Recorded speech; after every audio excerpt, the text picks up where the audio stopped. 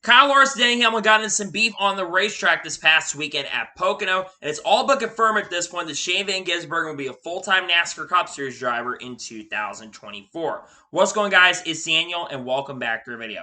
We got a ton of NASCAR and other motorsports stories discussed here today on the channel. Let's go ahead and just jump straight into those really quickly. We're going to go ahead by starting to talk about Pocono Raceway. As was announced yesterday before the Cup Series race took place that they had a sell-out crowd, and it was reported, I believe, by Chris Knight that this is the best crowd since 2010. I saw the crowd for Pocono this weekend for all the race, and I have to say it looked absolutely amazing. It looked absolutely incredible. Amazing to see all these tracks selling out. I feel like NASCAR is headed in the right direction, the right place. We've had a lot more sellouts, I feel like, this year than last year up to this point. Nonetheless, glad to see that a lot more NASCAR races are selling out. Really awesome, to be honest with you. And now we're going to jump on to the next story of today's episode as we are talking about Toyota. With Denny Hamlin winning the NASCAR Cup Series race yesterday, Pocono, Toyota scored their 600th win in NASCAR's top 3 divisions. Huge congratulations to Toyota. Toyota obviously joined NASCAR back in 2004. They've already won a lot of championships. They've won a lot of races with a lot of great drivers. And for them to now have 600 wins in NASCAR's top 3 divisions is absolutely incredible. Well-deserved, and huge congratulations to them on getting that opportunity done. Massive congratulations to them. And now we're going to jump on to the next story of today's episode as we are talking about Kyle Busch Motorsports. As on Saturday, the biggest question finally got answered. Kyle Busch Motorsports won their 100th race in the NASCAR Craftsman Truck Series, the first team in Truck Series history to score 100 wins, with Kyle Busch winning the Truck Series race at Pocono. Massive congratulations to KBM on doing this. A lot of great drivers have won with Kyle Busch Motorsports. Kyle Busch, of course, won 64, 65 races, something along those lines with that team. Bubba Wallace has won with the team. Chris Rebell's won with the team. Eric Jones has won with the team. Noah Gragson's gotten a couple wins for the team. Martin Truex Jr.'s won for Kyle Busch Motorsports. A lot of great drivers have won for KBM. Nonetheless, massive and huge congratulations to Kyle Busch Motorsports on scoring that 100th win in the Truck Series. Something that's been expected for a long time, but nonetheless, they have officially done it. And now we're going to jump on to the next story of today's episode as we are talking about Dexter Stacy. As it was announced yesterday or on Saturday that Dexter Stacy is going to drive a 6-6 for MBM Motorsports this weekend at Road America. Dexter Stacy has, I think, made 1 or 2 starts in the Xfinity Series so far this year, and they haven't gone great. I think he's ran for either MBM or DGM Racing this year. This is a great opportunity, though, for Dexter Stacy. Obviously, he'll probably have to qualify his way into the show. Nonetheless, a great opportunity for him. Hopefully, he can make the show this weekend and have a good run this week in MBM. But trust me, I'm not sure if he will because MBM has struggled with performance in 2023. And now we're going to jump on to the next story of today's episode as we're talking about Leland Honeyman Jr. As it was announced yesterday before the NASCAR Cup Series race took place that Leland Honeyman Jr. will drive the 45 for Alpha Prime Racing this weekend at Road America. Now, Leland Honeyman Jr. has made quite a few starts in ARCA and has also made a couple starts this year for Alpha Prime Racing in 2023. And I think he's had some decent runs, but not some great runs so far in Xfinity this year. But Alpha Prime Racing has definitely struggled in 2023 compared to 2022 with the performance and with also electrical and major mechanical issues this year. Nonetheless, this is a great opportunity for Leland Honeyman to get some experience. Hopefully, he can do fantastic and a really awesome and a good job this weekend with Alpha Prime Racing. And now we're going to jump on to the next story of today's episode as we're going to talk about the Hungarian Grand Prix. As of course on Sunday morning, every weekend, we have Formula One racing. And we saw Max Verstappen put up a dominating clinic and give Red Bull their 12th straight victory in a row, his 7th consecutive victory in Formula One, and now has extended his points lead to 110 points over Sergio Perez. And he won the race by 33 seconds, which is the largest margin of victory, I think, for Formula One race in a very long time. Also, this is, like I said, the 12th win for Red Bull in a row, and also a huge win for him. But Lando Norris ended up finishing second, great run for him, and Sergio Perez rallied from starting 9th and finish in 3rd place. Glad to see McLaren on the podium, and glad to see Max Verstappen get the victory, and I think Max Verstappen is easily going to win the championship and lock it up very, very soon, in my opinion. And now we're going to jump on to the next story of today's episode as we're going to talk about the IndyCar doubleheader for Iowa. Now, I'm going to put both races together because both races were won by Joseph Newgarden in pretty dominating fashion. Now, race 1, he got the lead pretty early, got by Will Power, I think about halfway through the race, and then took the lead and went on to hold off Will Power and Scott McLaughlin. But then in race number 2, he had a little more competition at this point for guys like Felix Rosenqvist and Marcus Ericsson trying to keep up with him. But Joseph Newgarden was just so dominant. It was really, really great that he held off his teammate, and Alex Poe finished third in the second race and has cut the gap on the championship, but he got the win and dominated both races. He dominated the second race more than the first race, and Joseph Newgarden is just the king of Iowa. Nonetheless, huge congratulations to Joseph Newgarden on winning both races and dominating them. And now we're going to hedge on to the next story of today's episode as we're talking about Las Vegas. Now, last night it was reported by Adam Stern from an article from New York Post that F1 is threatening to block Las Vegas clubs' race views unless they pay millions of fees. Now, obviously, it's no secret that the FIA and Formula One is not a fan of Americans. They care about the American dollars, but they don't care about Americans themselves. And this is really, really frustrating because this race already had a lot of negativity around it, and a lot of people are expecting that Max Verstappen is just going to come in there and dominate anyways. But this is just a bad look for FIA and Formula One. You can't do this. People, you're charging so much for ticket prices. I looked at ticket price, and I think general admission is almost $1,000, which is absolutely insane for a race on the streets of Las Vegas. The races in F1 in the United States are the most expensive races every single year. At least the Dakota tickets are actually kind of reasonable, but the other tickets are not reasonable. The Miami Grand Prix races were extremely expensive, and then the Las Vegas race is more expensive than the Miami race. And stuff like this is really bad look for the FIA. I know they really don't care. They care about money more than anything else. But in my opinion, I just don't like that they're doing this. I think it's a bad move overall for the FIA, and this is going to kill the momentum. And Formula One's been dropping in ratings at points throughout this year. So you can't keep doing this. This is a bad move in my opinion, and I do not like the fact that they're playing this move, because I think it's a bad move, and the FIA is killing any momentum they have currently at the moment, in my opinion. And now we're going to hedge on to the next story of today's episode as we're talking about Kaden Honeycutt. As Kaden Honeycutt talked to a lot of people in the media, including Dalton Hopkins from the front stretch, and Kaden Honeycutt says he plans to run 4 more Truck Series races with Nice Motorsports in 2023. This is a really good opportunity for Kaden Honeycutt. I've talked about Kaden Honeycutt quite a bit on this channel throughout the year. I think Kaden is one of the most talented underdogs in the sport currently at the moment. If you gave him a full-time opportunity, I think he would do a really good job. I believe Kaden did finish around the top 20 with Nice Motorsports, which is not that bad for his first run with that team. Obviously, outside of Carson, the team doesn't tend to run as good, but I think this is a great opportunity for Kaden Honeycutt to drive for Nice. He could be the potential replacement for Carson if Carson does go to that A car next year. Nonetheless, great opportunity for him, and glad to see that he'll be running 4 more truck races with Nice Motorsports in 2023. And now we're going to hedge on to the next story of today's episode as we are talking about Conor Daly. Now, Conor Daly spoke to the media this past weekend at IndyCar, and he revealed he will not run the Indy Road Course in the Cup Series this year and will also not run any more Cup Series races in 2023. That is a shame that Conor's not going to run any more races. There's a couple of potential reasons why. Number one, maybe the money team, which is the team he's driven for in the couple races that he's ran this year. That might be one of the reasons because he might have run out of sponsorship and funding. But the other big reason could be the fact that basically BitNile is no longer, I think, working with Conor Daly. Perhaps it could be a big issue because, of course, Conor Daly is not but sponsored by BitNile. But the other big reason is the fact that I think Conor Daly is committed to IndyCar. Most of the road courses go up until the end of the IndyCar season. They do have the Charlotte Road, which I think goes after, but it's not much after the IndyCar season basically gets done. And with what's going on with Simon Pagenaud, I think Conor Daly is going to be focusing on trying to get back, is going to be focusing on maybe driving for Meyer-Shank or other organizations in the IndyCar paddock, which I think is interesting and is a very interesting move to me. But it's disappointing nonetheless here that Conor Daly is not going to be running some more NASCAR races this year. I've loved him being in NASCAR. He's got a great personality, great experience, and nonetheless, it sucks to see that he will not be running any more races likely this year in 2023, which is definitely really, really disappointing and really frustrating to see because I really want to see Conor Daly come back and run some more NASCAR Cup Series races in 2023, but it sounds like at this point that is not going to be happening. And now we're going to hedge on to the next story of today's episode as we are talking about Jesse Love. Now, Jesse Love, after winning the ARCA race on Saturday morning, because this race was supposed to originally happen on Friday, but because of the rain, the race is moved to Saturday early morning. And Jesse Love spoke to the media, and he says he is not sure where he will be racing in 2024. He's hoping to follow the Corey Heim plan, where he basically runs a lot of Truck Series races, run full-time in the Truck Series, and maybe run some Xfinity Series races in 2024. Jesse Love, I've talked about it, I praise him quite a bit. I think he's a really, really talented driver. Yes, he can be a crybaby on the racetrack sometimes, but Jesse Love definitely does have a lot of talent. And is easily going to win the ARCA championship in 2023.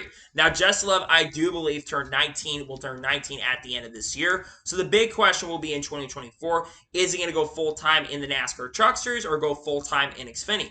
That's a big question right now because he has made his Truck Series debut with Tricon Garage, and I would have to imagine that if Corey Heim was to move up next year in 2024, that could be a potential to drive the 11 truck in 2024. But also, there's other potential possibilities. JJR maybe opens up a ride if one of their guys like John or Nemechek decides to go full-time Cup racing in 2024. Maybe goes to that number 19 car, but I would think Corey Heim has to be a potential candidate for that ride as well, shall that end up happening. Nonetheless, when it comes to Jesse Love, I think he has a lot of talent. It's going to be interesting to see what happens to him past this year. Nonetheless, I hope he gets to run full-time in trucks next year, as I think he deserves a chance and an opportunity to run full-time in trucks.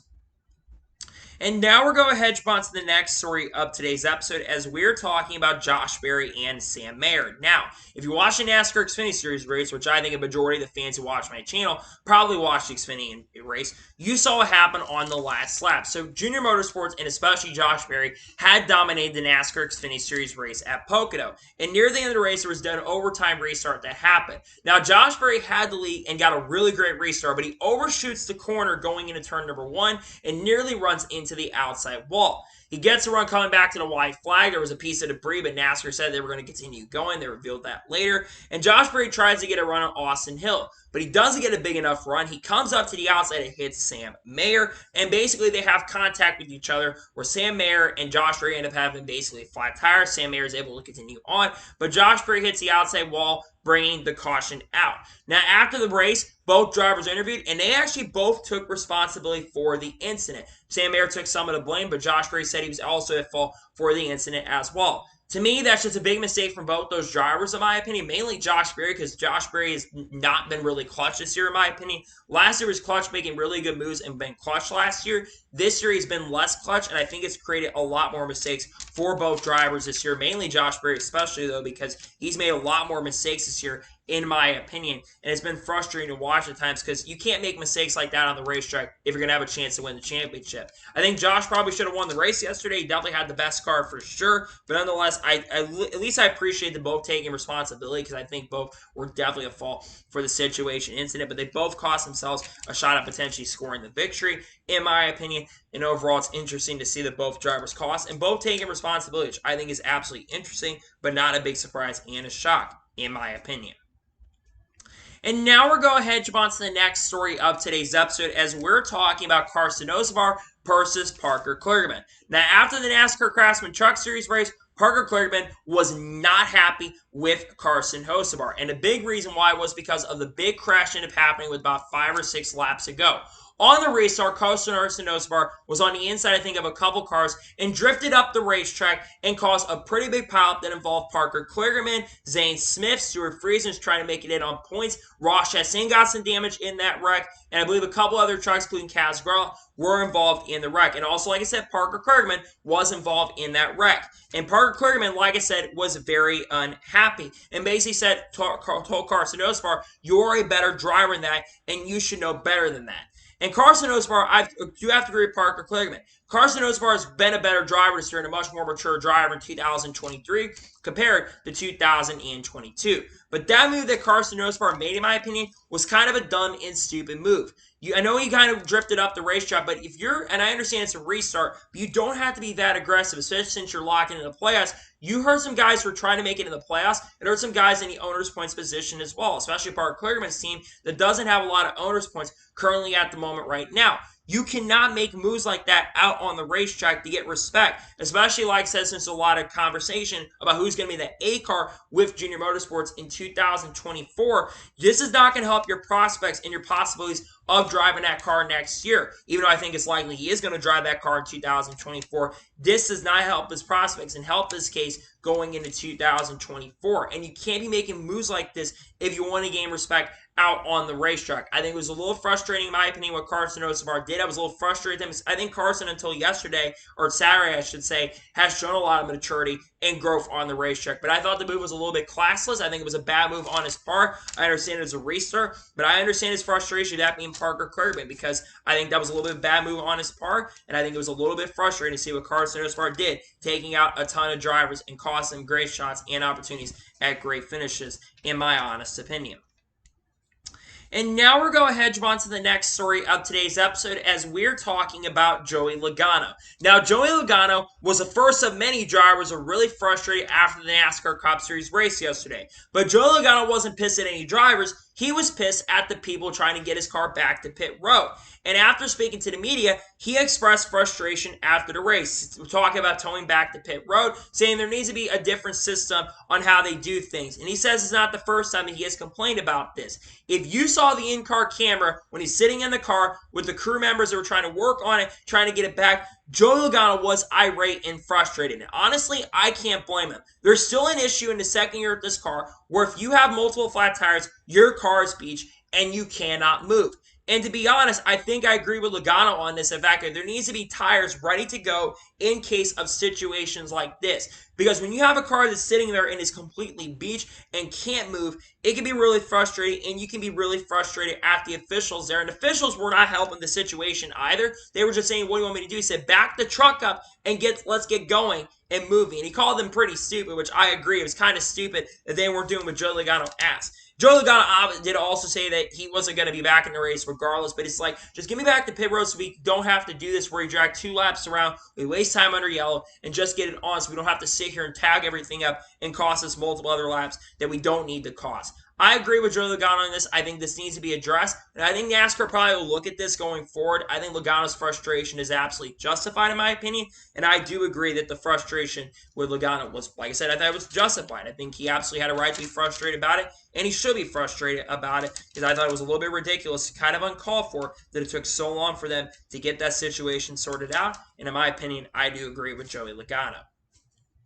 And now we're going to head on to the next story of today's episode as we're going to talk about the caution on the last lap of the NASCAR Cup Series race.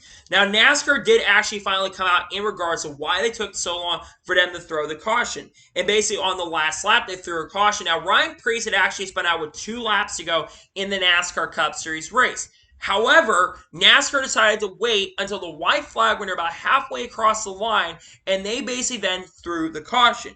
NASCAR was hoping to not insert himself in the finish, but they decided to go ahead and anyways insert himself in the finish. Now, something interesting to note that was brought, I think, on the MRN broadcast, apparently the official up on the tower, basically the official up in the flag stand, had the caution flag ready to go. And then he pulled it back, apparently, and then basically threw the white flag. And then eventually they threw the caution flag. And Tyler Reddick, I think, agrees with a lot of us fans. That was a BS call. They should have not immediately thrown it. In my opinion, they should have thrown it immediately. I don't understand why it took them so long to throw the caution and wait till the white flag. I understand that they thought Ryan Preece might be able to get fired. I get that. But look, it's play safe than sorry. I get that NASCAR doesn't want to have a bunch of overtime restarts and a bunch of wrecks end up happening because we know how NASCAR drivers can be. When you have restarts that happen, you can get drivers and go out for lunch and go hungry and go balls to the wall and go bad at the wall and cause wrecks and cause more incidents that can cause a lot more wrecks. I get that and understand that. But in my opinion, that was a terrible call, and it ruined an awesome race in my opinion. And that was one of the reasons, among other reasons, why fans are frustrated in the grandstands. Because that was a terrible call. NASCAR should have thrown the caution with 2 laps to go, given the fans a green flag finish, and not thrown the caution. The Xfinity race yesterday, they threw it because of the Josh Berry wreck. That's fair. Maybe they could have raced back to the line, but fans were not frustrated at Austin Hill for that. Fans were also more pissed at Denny Hamlin than anything else. But in my opinion, I just think it was a bad call to wait so long to throw the caution, and it was a little frustrating to watch and wait till the last lap. Throw it right away. If you know he's not going to get refired, just go ahead and throw it right away. Don't make fans wait. That's a little irritating. It's a little frustrating, and I do not agree that they decided to throw it as late as they did, in my honest opinion.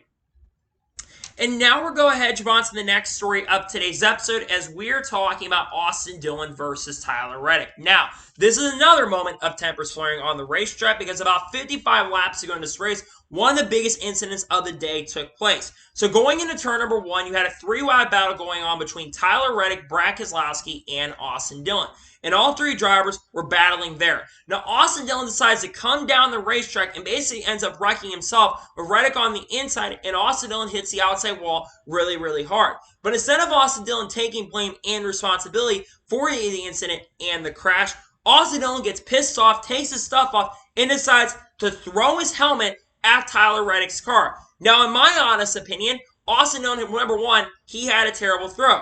And then after he spoke to the media and said, I should start wrecking these guys. Look, Austin Dillon was absolutely 100% at fault for this wreck and for this incident. He came down on Tyler Reddick. What is Tyler Reddick supposed to do? Just back off and let you in there? No, Tyler Reddick is racing for a position.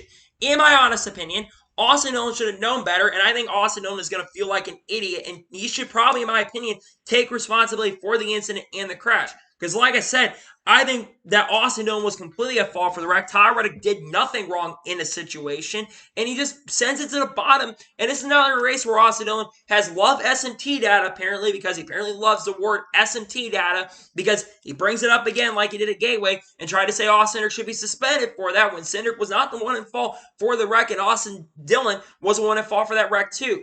Austin Dillon's kind of raced like a douchebag sometime this year and never takes responsibility. And it's kind of frustrating for Austin Dillon fans because Austin Dillon was 100% at fault for the incident and for the wreck, in my opinion. And I think that he should be more mad at himself because he ended up wrecking himself instead of, but he's, of course, he's not going to take responsibility. And it's great. It's just frustrating to see, and it's kind of irritating to basically see it, and frustration, in my opinion. I think Austin Dillon was more at fault for the wreck, in my honest opinion. And now we're going ahead to move on to the next story of today's episode as we're talking about Ryan Preece versus Corey LaJoie.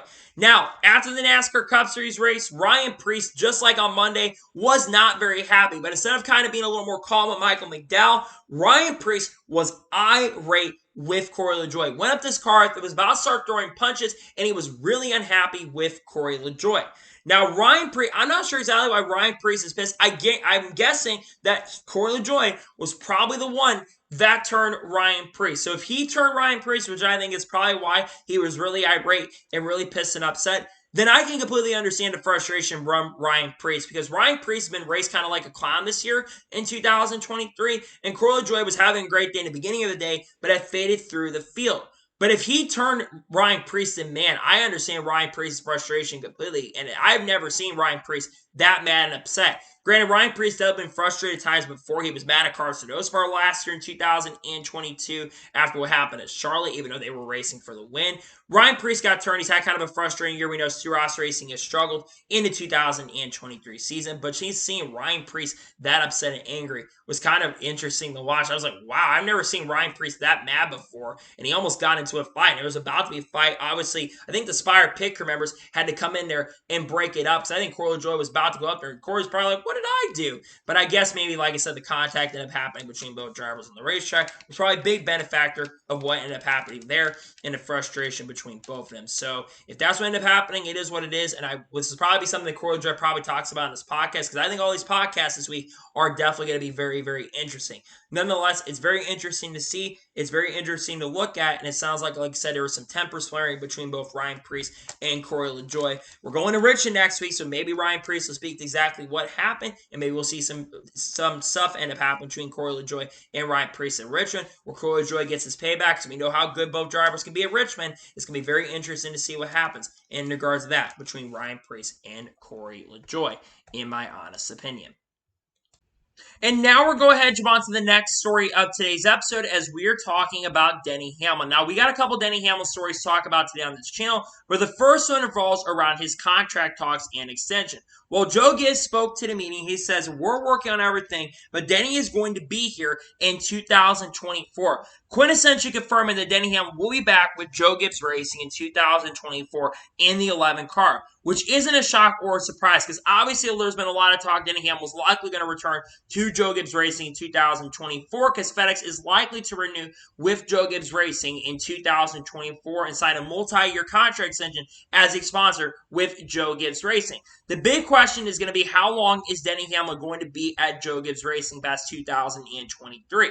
Because Denny Hamlin will be 43 at the end of this year. My guess is probably going to be a 2 or 3 year extension with Denny Hamlin being at Joe Gibbs Racing probably until the end of 2025 or 2026. Because by the end of 2026, Denny Hamlin will be 46 years old. And eventually, I think Denny Hamlin is going to want to focus on being part of the ownership group at 2311 Racing and making 2311 Racing a much better organization. Even though I think Denny Hamlin is still got its capabilities of winning races, he won the most recent race yesterday at Pocono. I think inevitably Denny Hamlin eventually is going to retire from the NASCAR Cup Series in the short-term future. But I think Denny Hamlin's goal is obviously still to win the championship. With him winning his 50th NASCAR Cup Series race yesterday, though, he almost can crown himself as the greatest driver to never win a NASCAR Cup Series championship. I think a lot of people are now going to say that he is the best to never win a championship, even though he had to kind of get it in the cheapest way against Kyle Larson. But going back to the contract stuff, I think Denny Hamlin will be with Joe Gibbs Racing at least for the next few years. And I think Denny Hamlin, like I said, could still win a championship. He's got a chance to win the championship this year.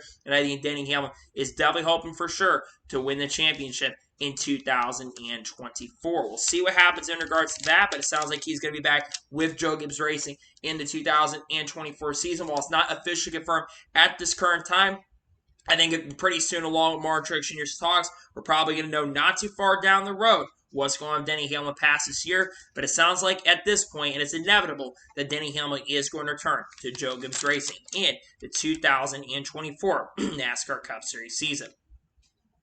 And now we're going to head on to the next story of today's episode as we're talking about Jeffrey Earnhardt. Now, Jeffrey Earnhardt spoke to many people from the media, including Dalton Hopkins from Front Stretch, and Jeffrey Earnhardt says that he has had conversations about driving the A car for Junior Motorsports in 2024. And he says that's one of the things that is on the table, but he does bring up the fact that sponsorship funding is going to play a huge role if he was to drive the A car for Junior Motorsports in 2024. Now, it's no secret and surprise that Dillon Jr. did say on his podcast that Jeffrey is one of the drivers that is being considered for the A car for 2024. But I'm not sure at this moment right now if he's the current favorite to drive the A car in 2024. There's definitely a lot of other drivers that are definitely being considered. But I think Jeffrey would be a really cool candidate and someone I would love to see have the chance and an opportunity to drive the A car for Junior Motorsports in 2024. Let me explain. Jeffrey has never really had a chance and an opportunity to drive in a great car. I know a lot of people say that Jeffrey doesn't have a lot of talent. But like I said, Jeffrey has not had really, like I said, the opportunity and a chance and a shot to drive in top-tier equipment. You know, he's only had a few times. He drove for Joe Gibbs Racing in the 18 car in 2019 with that IK9 sponsorship. And honestly, he did a pretty solid job with Joe Gibbs Racing. He didn't win any races, but he did a pretty good job in that 2019 season. And then he go back to driving for Rich Schultz Racing in 2022 in the 3 car. He only ran one time with that team, but guess where he finished? Second to Noah Gragson. Noah Gragson won that race. Jeffrey ended up finishing in second. And Jeffrey, of course, has been driving for Alpha Prime Racing in the 2023 season. And while he struggled this year, I think Jeffrey does have a lot of talent. But going back and talking about it, it's going to come to sponsorship funding. Now, he does have sponsorship for Forever Lawn, but I would imagine that with Josh Berry going up and probably likely taking passport shots maybe with him at the end of this year, I would think that they have to bring some more sponsor funding for Jeffrey in 2024. I still think the ride comes down to a couple of guys. I think it's between both the Carsons, that being Carson Quaffle or Carson Osbar. Obviously, Carson Quaffle, part of the Junior Motorsports late model program. Carson's got a lot of talent as well. And then Carson Osbar, who's been driving a 77 car in Xfinity for Spire Motorsports, which has an alliance with Junior Motorsports. I would have to imagine right now that those are the two favorites, but Jeffrey definitely has to be considered for the ride. And then you've got other drivers who could be candidates. You, of course, do have other drivers, maybe like Kyle Weatherman, who can get a shot and an opportunity to drive the A car next year. You've got other guys like Roger Cruz, who's definitely probably being considered for the A car. I know people don't think Roger deserves it, but Roger's actually been doing pretty good in the truck series this year. Despite the finishes, he's been running a lot better where the finishes have shown. But it's going to be very interesting, nonetheless, to see what happens with that 8 car in 2024. I think it comes down to Carson, the Carsons, and probably Jeff Earnhardt and Roger Cruth. I think it's still going to go to Carson Osbar. We're going to have to wait and see what happens. So in regards to who ends up driving the 8 car in 2024. And now we're going to head on to the next story of today's episode as we're talking about Martin Truex Jr. There's been a lot of questions to talk about Martin Truex Jr.'s future past 2023 because Martin Truex Jr. at this point has not announced what his future is going to be past 2024. Now, Martin Truex Jr. revealed that he still has not bought the boat that he was going to buy, and he's hoping very soon to make a decision in regards to 2024. Something interesting to note, on the pre-race show for the NASCAR Cup Series race, Marty Steiner says that he thinks in the next 2 weeks we're going to know the future of Martin Truex Jr. for 2024. Now, at the start of 2023, I would have said that Martin Truex Jr. was going to 100% retire from the NASCAR Cup Series because I think he came back one more year, and I thought that he was going to retire at the end of 2023.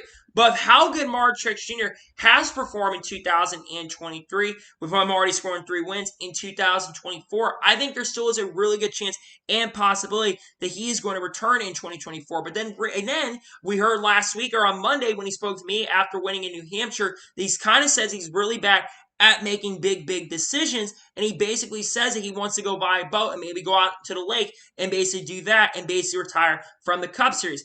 I think there still is a good chance he could retire at the end of 2023, but I also think there's a really good chance and possibility that he could come back in 2024. And I think if he would win the championship in 2023, maybe he could ride off in the sunset. But I think Joe Gibbs is going to want him to make a decision much sooner than that. I think he's going to have a decision done relatively soon, especially with the partners and funding that Joe Gibbs Racing does inevitably get on a year-by-year basis. I think they're going to know what's going on with Martin Truex Jr. past 2023. Because I think Martin Truex Jr., I would personally want to see Martin Truex Jr. come back in 2024. Now, maybe, just maybe, if he does come back in 2024, he may not perform as good as he's done in 2023, where he's easily a top championship 4th threat and might win the championship in 2023. But, like I said, when it comes to Martin Truex Jr., I think that it's going to be interesting to find out what happens. Now, if he would retire at the end of 2023, the favorite right now at this moment would be John Hunter Nemechek. To replace him, John Hunter has done amazing and a really great job this year in that number 20 car in Xfinity. He's already scored 4 wins this year and is likely going to win the regular season championship in Xfinity, though it's gotten much closer for Austin Hill when the Xfinity Series race yesterday. We'll talk about him here really shortly. But at this point, I think John Hunter is a favorite if Martin Truex Jr. ends up retiring. Nonetheless, it's going to be interesting to see what happens. What a wild, crazy conspiracy to be Carl Edwards going back in the 19 car after Carl Edwards retired in 2016 to 19.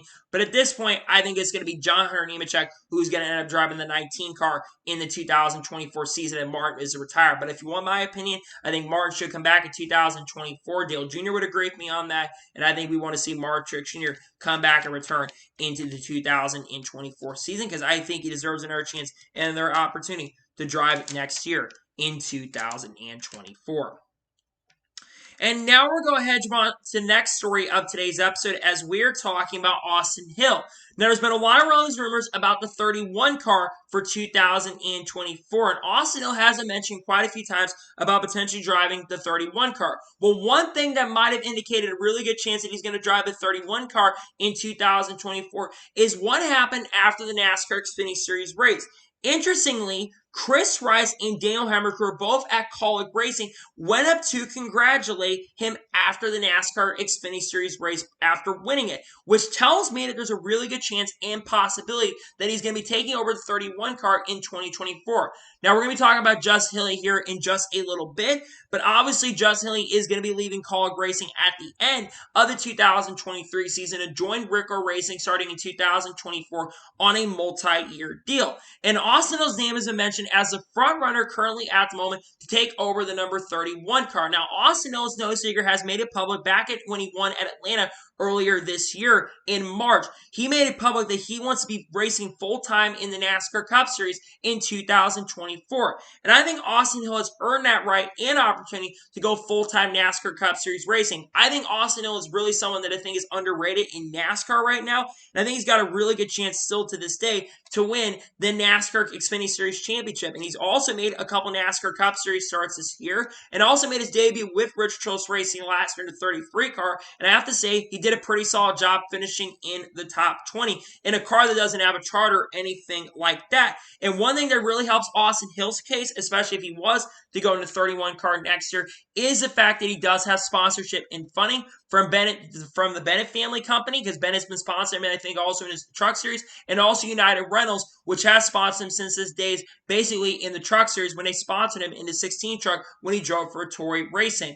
I think at this point it will come down to him and a couple other drivers. I still think SVG's got a shot to go to 31, and I think Chandler Smith has a slight shot because he also has sponsors and funding as well. But I think at this particular point, I think Austin Hill is very likely, and it's a really good chance and good likely chance at this point that you're going to see Austin Hill in that number 31 car in 2024. It's going to be a wait and see kind of game at this point, but I think at this particular point and at this particular moment, I'm giving the advantage to Austin Hill for 2024. Obviously, Chris Rice says they want to have a decision made by August 15th. So in the next month, we should be knowing what's going on with the 31 car, probably the 16 car as well, because we're not sure what's going on with AJ Allmendinger past 2023. But I think AJ likely will come back to that 16 car in 2024. And I think Austin Hill will probably be the driver of the 31 car in the 2024 season, in my opinion.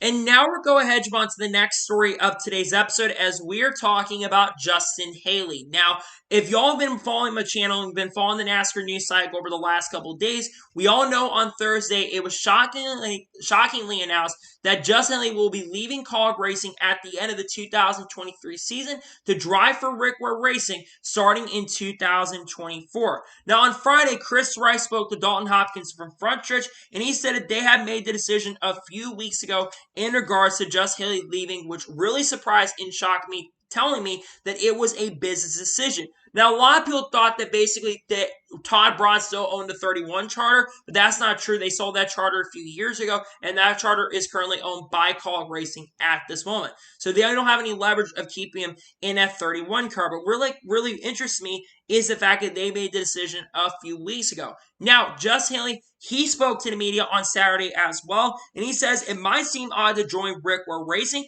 Besides the alliance with Brad, with RFK, Brad has been apparently in the meetings, as Brad was in the meeting with the announcement, and Rick Ware Racing desire to invest in him. I think short term, this isn't going to be a really good career move for Justin Haley, in my opinion. We got to think about the long term. And I will say that something that will defend this move for Justin Haley. The team has made some pretty big improvements in the 2023 season. They've shown some big improvements. J.J. Yeley, who's driven the car, has basically scored 4 top 10s so far in the 2020 top 20s, I should say, in the 2023 season so far. And they've been running a lot more consistently up front. They brought some veterans in. Guys like Ryan Newman, Cole Custer, Zane Smith got an opportunity to drive for Rick Ware, and even Andy Lally and Jensen Button have gotten opportunities in shots to drive in this series as well. So I think short term, it ain't going to be a great move, but there's also something that interests me is the fact is what's going to go on for Rick Ware Racing past 2023. They mentioned in the announcement was the fact that they'll be driving the Ford Mustang. One thing I'm intrigued is, are they going to sell the charter at the end of the 2023 season, that being Rick Ware, and downsize the one-car operation in 2024 just to focus on Justin Haley? I think if they downsize to one car, that would make them a lot better.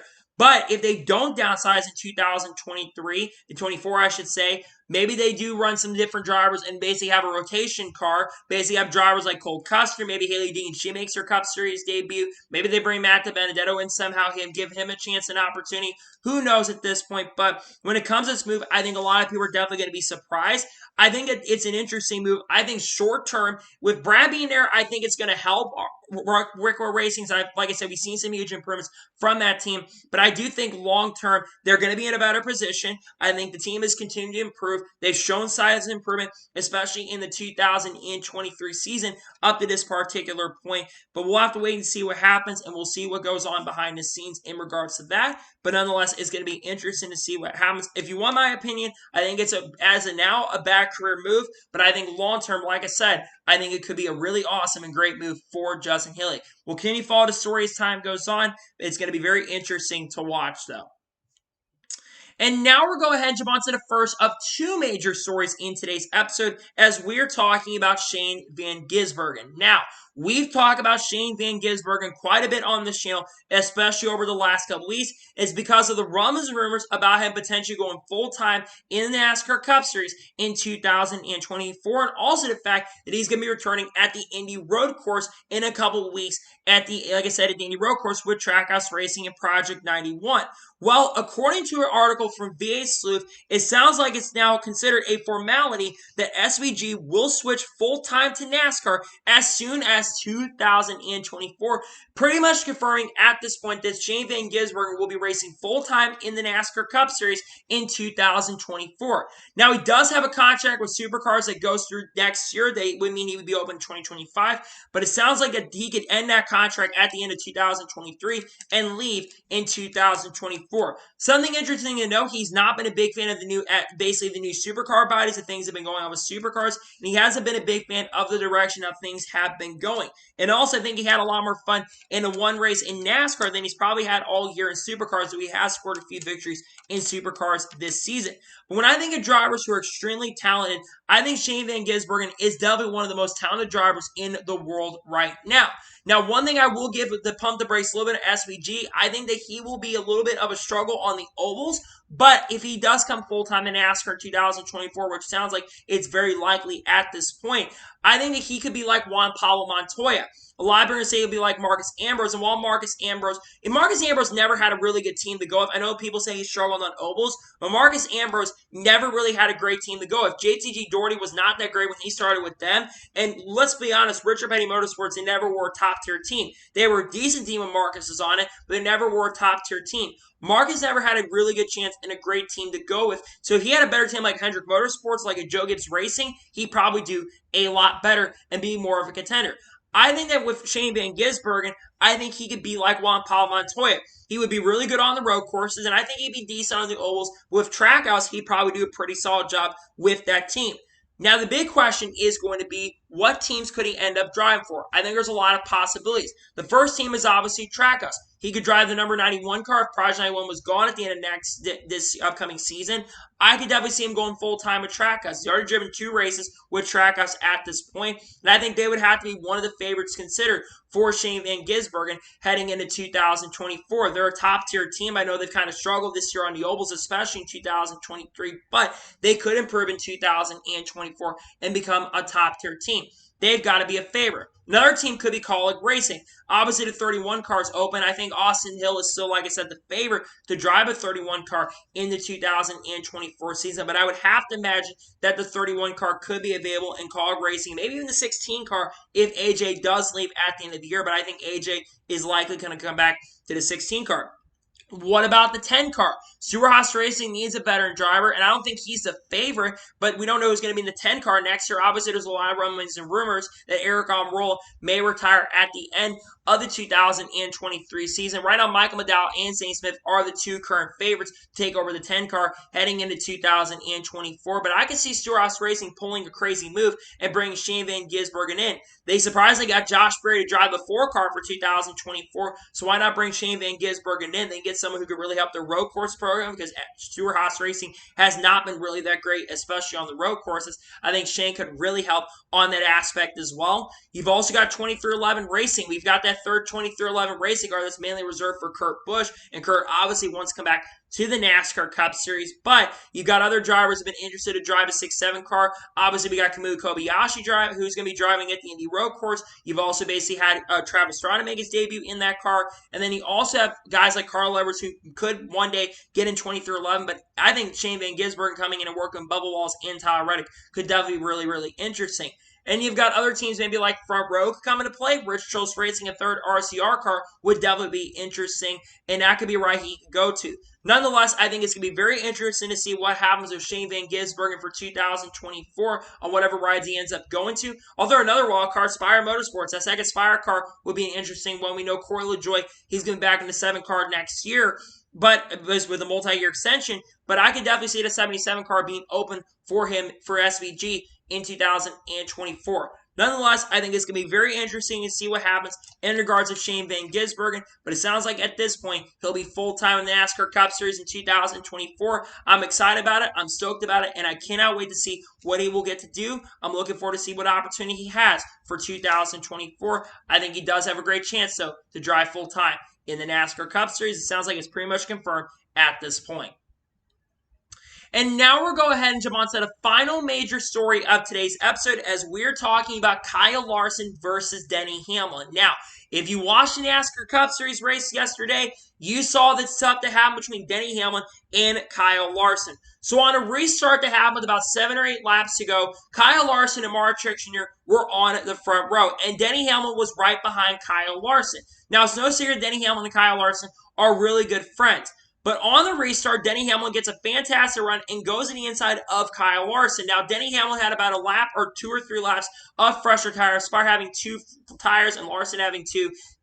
Denny Hamlin had a little bit fresher tires than Kyle Larson. So Denny Hamlin, he goes to the inside, and basically he forces Kyle Larson up the racetrack, and Kyle Larson gets in the outside wall and gets a ton of damage. We see some great racing after that. We had 4 cars in a blanket havoc behind Denny. I believe Kyle Larson right behind. I think it was Denny Hamlin, or basically Hamlin had the race lead, and they were basically all side by side battling side by side. And then there was a wreck to happen between Justin Haley, where Justin Haley ended up crashing in the 31 car.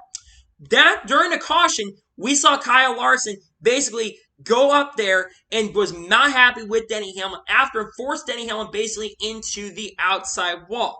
Now, basically, there was radio communication out between Denny Hamlin's crew chief and all of them, basically, and Kyle Larson said, "Good grief. I don't understand why Kyle Larson's pissed and upset." Now, after the race, going down the victory lane, and basically Denny Hamlin parked his car way far away from the crowd, Denny Hamlin basically said Kyle Larson could have lifted in that situation. And I don't agree with Denny Hamlin on that. We'll talk about that in a second. But then Kyle Larson, he spoke to the media, and he says they will still be friends after, but he is not happy, and he's really pissed off about the situation. But then later, in the media center, Denny Hamlin defended the move that he ended up making on Kyle Larson and basically decided to bring Bubba Wallace into the case, bringing up what happened in Las Vegas last year. Now, let's talk about this whole situation overall. I know a lot of Denny Hamlin fans are going to say, Kyle Larson did a lot of the same things that Denny Hamlin did this week. And yes, you're right. It's no secret that Kyle Larson has made a lot of mistakes and did kind of the same thing that Denny Hamlin did. Here's the thing, though. Denny Hamlin did not admit that he was in the wrong. He forced Kyle Larson in the outside wall. Denny Hamlin said Kyle Larson could have lifted, but you're going for a win. Kyle Larson's trying to get another win, get his 3rd win in 2023, and Denny Hamlin's trying to get his 2nd win of the year. Kyle Larson's not going to lift in that situation. And last year, which I think is very similar, and even Larson will say this, Kyle Larson agrees that Ross Chastain kind of deserved what he got from Denny Hamlin. This time around, Kyle Larson did not deserve it. I understand what happened last year with Larson doing what he did to Chase Elliott Auto Club and some of the other incidents he did on the racetrack, but Kyle Larson did not deserve it this time around. And I think it was a little frustrating to see Denny Hamlin not admit to it. I'm glad he's at least not backing down, but he kind of backed down saying, "Oh, it wasn't at fault. It was not my fault." But Denny Hamlin, it was your fault, dude. You forced Kyle Larson in the outside wall, and you forced Kyle Larson up there. And I don't understand why you're not taking responsibility for the incident, because Kyle Larson was not at fault for this at all, in my opinion. I know people were saying he should have gotten 55 to 60% of the fault. Denny Hamlin should have. Larson should have gotten a little bit. But Kyle Larson is not going to lift in that situation, and he's going for the win. Thank you, Dillon, for costing Larson a shot at that victory. And Kyle Larson absolutely has every right and every reason to be pissed and frustrated. Now, Larson says he's probably going to get over it. And that's one thing about Larson I respect a lot, is the fact he gets over incidents. And like I said, do not get me wrong. Kyle Larson has done the same thing that Denny Hamlin has done before. I'm even wearing a Kyle Larson shirt, and Kyle Larson is my favorite driver. And like I said, I think Kyle Larson, like I said, he's done this stuff before. So Kyle Larson is not completely innocent in situations. But in this situation, in this case, in my opinion, Kyle Larson was at no fault for this incident, and Denny Hamlin should at least take some responsibility. And the fact that Denny Hamlin isn't taking any responsibility, I don't completely agree with that, in my honest opinion, because Denny Hamlin 100% was 100% at fault for the incident and at fault for the wreck. And in fact, it shows how hypocritical he is as well. Because Denny Hamlin has complained about incidents. Look what happened at the Coke 600 when he got dumped by Chase Elliott. Now, to be fair to Denny Hamlin, he got right rear down the straightaway. I think in that situation, Denny Hamlin has the right to be a little complaining there. But Denny Hamlin is an absolute hypocrite, in my opinion, because he has complained about drivers racing him hard and how drivers race in the series, only for him to do the same BS and the same crap that he basically ended up doing here. And it's disappointing, too, because Denny Hamlin, this is going to absolutely overshadow Denny Hamlin picking up his 50th career victory. Now, I think Denny Hamlin could have easily straight up beat Kyle Larson without having to do that, but this is now the second time that something happened between both of them, and both wins that Denny Hamlin's gotten have been very controversial against the same guy, that being Kyle Larson. But at least with the Kansas incident, they're racing for the win. It's the last lap, and Larson kind of got loose there, so you can't really 100% blame him for that situation. But in my honest opinion, when it comes to this, Denny Hamlin was 100% at fault. He should take responsibility. He should take blame. And of course, he's not going to take blame. He never takes blame. Even Kyle Larson said, Denny Hamlin is always in the right. Denny Hamlin never admits he's wrong, and he never does it. And don't get me wrong, I've grown to respect Denny Hamlin a lot in this sport, especially over the last couple of years. He's someone I've grown to like. He's got a pretty awesome and good personality. But in my opinion, this is one of the reasons why Denny Hamlin is not respected by a lot of people, because he does stuff like this. And if fans were absolutely justifiably upset in the grandstands, I haven't seen that many boos for a driver really in a long time. It was worse than I think what Kevin Harvick got, because there's a lot more people, I think like under 506,000 people were at Pocono, and so many of them were booing Denny Hamlin. And this is a track where Denny Hamlin got his first career win, and 50th, you think fans be happy with Denny. But no, Denny Hamlin got a lot of fans upset, and he's probably public enemy number one. He should own the situation instead of acting like he was not at fault for it. But dude, you said Larson would have done the same thing. Yeah, probably, but guess what, Denny? You would have complained and would have cried and called for a suspension. You did that with Chase Elliott, even though Chase was clearly in the wrong for the situation. In my honest opinion, Denny Hamlin's at fault, and I think that Kyle Larson has every right to be frustrated and upset about the situation, in my opinion. So, that is going to be today's NASCAR news and motorsports news video. I want to thank you guys for watching. Please like, subscribe to the channel, notifications on to notify when a video does go live on my channel. Follow me on Twitter, Facebook, and Instagram, and support me on Patreon as well. Let's schedule over that and comment your thoughts below on today's video. What are your thoughts about the Denny Hamlin and Kyle Larson situation? Who's at fault? Let me know your thoughts in the comments below. And where do you think Shane Van Gisbergen is going to drive in 2024? Let me know your thoughts in the comments below. Later today, I should have NASCAR Truck Series race picks for Richmond up on the channel. Then tomorrow on the channel, I'll have NASCAR Xfinity Series race picks for Road America. We might also have another video play on that day tomorrow. We'll have to wait and see. Then Wednesday will be NASCAR news video on the channel. Then Thursday will be race picks for the Cup Series race at Richmond, followed by the SRX race review from Motor Mile. Then on Friday, we'll have another NASCAR news video on the channel. And then on Saturday, we'll have a doubleheader for the Xfinity and Truck Series race reviews from Richmond and Road America. And then on Sunday, we'll have the NASCAR Cup Series race review from Richmond. And we'll probably be talking about that test as well that's coming up at the end of that week. So anyways, like I said, I want to thank you guys for watching today's episode. And I'll see you guys next time for more great, awesome NASCAR content and other motorsports content on the channel like this. Take care, everybody.